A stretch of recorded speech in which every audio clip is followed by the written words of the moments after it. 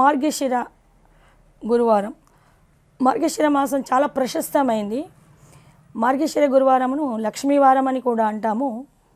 భగవద్గీతలో శ్రీకృష్ణ పరమాత్మ మాసాలన్నిటిలో కల్లా మాసరాజము శిరస్సు వంటిది మార్గశిర మాసం అని చెప్పి ఉన్నారు. మార్గశిర మాసంలో గురువారం చాలా ప్రశస్తమైంది. ఈరోజు మనకు మార్గశిర మాసంలో చాలా పండుగలు ఉన్నాయి. ముందుగా దత్త జయంతి వస్తుంది, సుబ్రహ్మణ్య షష్ఠి స్టార్టింగ్లో సుబ్రహ్మణ్య షష్ఠి వస్తుంది, తర్వాత దత్తాత్రేయ జయంతి వస్తుంది. అలాగే ఈరోజు అష్టమి. ఈరోజు ఏంటంటే కాలభైరవ అష్టమి. శివుని ద్వాదశ రూపాలలో ఏకాదశి రూపం ఆంజనేయ స్వామి అయితే శివుడిది ద్వాదశ రూపం 12వ రూపము కాలభైరవుడు. కాలభైరవుడు ఏంటంటే కలియుగంలో ఎటువంటి సమస్యలను ఎదుర్కొంటున్న మానవాళి, అనేక కష్టాలు పడుతున్నటువంటి మానవాళికి చాలా సూక్ష్మంలో చిన్న చిన్న ఒక ప్రదక్షిణ ద్వారా, ఒక లవణ దీపం అంటే ఉప్పు దీపం ద్వారా అనేక సమస్యలను పోగొడతాడు.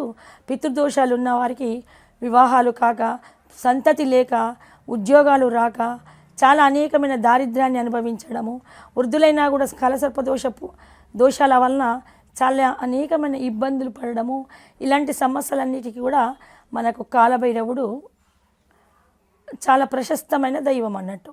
అయితే మన ధర్మపురికి క్షేత్రపాలకుడు ఆంజనేయ స్వామి, కానీ కాశీనగరానికి క్షేత్రపాలకుడు కాలభైరవ స్వామి.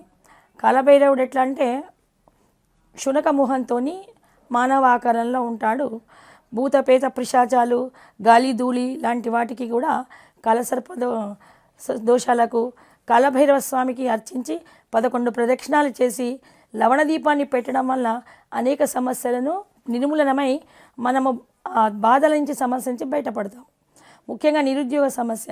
ఈ మధ్యకాలంలో అందరూ ఉద్యోగాల నుంచి జంపు చేయడము, ఒక స్థిరమైన ఉద్యోగం లేకపోవడము, అలాంటప్పుడు కాలభైరవ స్వామిని కొలిసిన వాళ్ళకి 7 వారాలు శనివారం ఎప్పుడు కొలవాలంటే మనకి రాహుకాలం ఉన్నట్టుగా కేతుకాలం అని ఉంటుంది. శనివారం ఉదయం మామూలుగా దుర్ముహూర్తము 6 నుంచి 7:30 వరకు దుర్ముహూర్తం అని శుభకార్యాలు మొదలుపెట్టారు.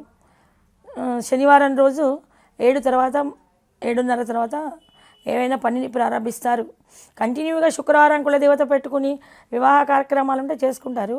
కానీ శనివారం నాడు దుర్ముహూర్త కాలం కాబట్టి 7:30 తర్వాత, ఉదయం 7:30 తర్వాతకే ప్రారంభిస్తారు. అయితే ఇప్పుడు ఈ విషయం అప్రస్తుతమైనా కూడా మార్గశిర మాసంలో వచ్చేటువంటి మన పండగలు, మళ్ళీ బహుళ ఏకాదశి, మొన్న వైకుంఠ ఏకాదశి జరిగింది.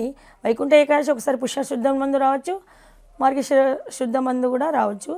తర్వాతకి బహుళ ఏకాదశి, దాన్ని ఉత్పత్తి ఏకాదశి అంటాము. దాని గురించి ఇంకొకసారి వివరంగా చెప్పుకుందాము.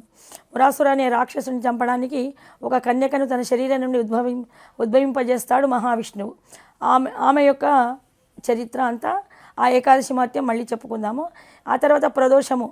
ఇక్కడ మార్గశిర మాసంలో వచ్చే ప్రదోష కాలము అంటే ఇప్పుడు మార్గశిరం అయ్యాక పుష్యమాసం స్టార్ట్ అవుతుంది కాబట్టి మాస శివరాత్రి త్రయోదశి నాడు వచ్చే ప్రదోష కాలము చాలా విశేషమైనవి.